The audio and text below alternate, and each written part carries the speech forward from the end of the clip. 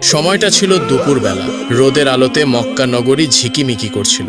এমন সময় রাসূলুল্লাহ সাল্লাল্লাহু আলাইহি ওয়াসাল্লাম কাবা শরীফের সামনে কায়াম করে নামাজরত ছিলেন। কোলাহলে নয়, নীরবভাবে তিনি রবের দিকে মনোযোগ দিলেন। অথচ দূরে দু একটা ছায়া তাদের কাণ্ডকারখানি শুরু করেছিল। আবু জাহেল, উতবা, সাহেবা ও মুগিরা সহ কিছু লোক মসজিদের পার্শ্ববর্তী স্থানে দাঁড়িয়ে নবীর দিকে হেঁটে হেঁটে ছুঁচো মন্তব্য করতে লাগলো। আবু জাহেল তাদের উদ্দেশ্যে কটাক্ষ করে বলল, চলো মোহাম্মদকে একটু লজ্জা দিই, দেখি সে কেমন প্রতিক্রিয়া দেখায়। তারপর তারা এমন এক কৌশল নিল, একটি ঘোড়ার মতোই বিকল পচা গন্ধযুক্ত উটের নাড়ি ভুড়ি কাঁধে নিয়ে সামনে এলো। রাসূল সেজদায় গেলে তারা চেপে নাড়ি ভুড়িটা নবীর কাঁধের ওপর পড়িয়ে দিল। গন্ধটি দ্রুত চারিদিকে ছড়িয়ে পড়ল। তারা একটু দূরে সরে গিয়ে অপেক্ষা করতে লাগলো, দেখার জন্য যে নবীর সঙ্গে কি হবে। এইসব দেখে রাসূলের ছোট কন্যা হযরত ফাতিমা রাদিয়াল্লাহু তাআলা আনহা তৎক্ষণাৎ দৌড়ে এসে বাবার নিকট পৌঁছান। তখন তার বয়স ৮-৯ বছরের মতো। তিনি দ্রুত নিতম্বের ওপর চাপানো উটের নাড়ি ভুড়িগুলো সরিয়ে ফেললেন এবং বুঝলেন বাবার কক্ষে অমার্জিত অবমাননা হয়েছে। চোখ ভরে কাঁদতে কাঁদতে তিনি আল্লাহর কাছে আরজি জানালেন, ইয়া রাব্বুল আলামিন, যাহারা আমার নিরপরাধ বাবাকে এভাবে সম্মানহানি করেছে তাদেরকে ধ্বংস করো।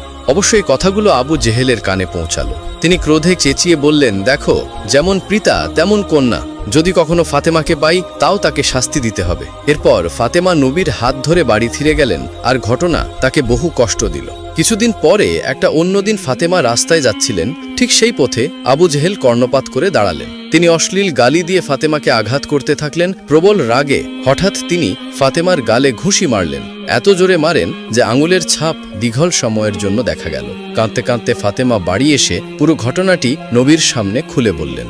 রাসূলুল্লাহ সাল্লাল্লাহু আলাইহি ওয়াসাল্লাম মৃদুকণ্ঠে বললেন, হে ফাতেমা, আবু জেহেল অত্যন্ত প্রভাবশালী, সে সরাসরি মোকাবেলার যোগ্য নয়। আমি মক্কায় ইসলাম প্রচার করছি, তাই অনেক স্বজনই আমার বিরুদ্ধে। এ অবস্থায় আমি তাকে প্রকাশ্যে প্রতিহত করতে পারবো না। তুমি বরং আবু সুফিয়ানের কাছে যাও, তিনি বিচক্ষণ, ন্যায়পরায়ণ এবং সঠিক সিদ্ধান্ত নিতে পারবেন। ফাতেমা রাদিয়াল্লাহু তাআলা আনহা তখন জোরে জোরে আবু সুফিয়ানের দরজায় গেলেন এবং সম্পূর্ণ ঘটনা ব্যাখ্যা করলেন।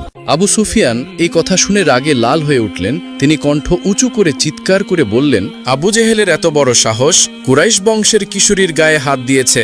আবু জেহেল কি ভুলে দিয়েছে কুরাইশ বংশের কিশোরীর গায়ে হাত দেওয়া একটি জঘন্যতম অপরাধ? সে নিজেও কুরাইশ বংশের পুরুষ হয়ে কি করে কুরাইশ বংশের একজন কিশোরীর গায়ে হাত দিল? অতঃপর আবু সুফিয়ান ফাতিমাকে নিয়ে আবু জেহেলের বাড়ির দিকে আসলেন। ওই সময় আবু জেহেল বাড়িতে কয়েকজন প্রভাবশালী আরব নেতাদের নিয়ে বৈঠক করছিল। আবু সুফিয়ান সেখানে এসে আবু জেহেলকে জিজ্ঞেস করলেন, তুমি কি ফাতিমাকে ঠাপ্পড় মেরেছ? আবু জেহেল কোনো কথা বলল না। সে মাথা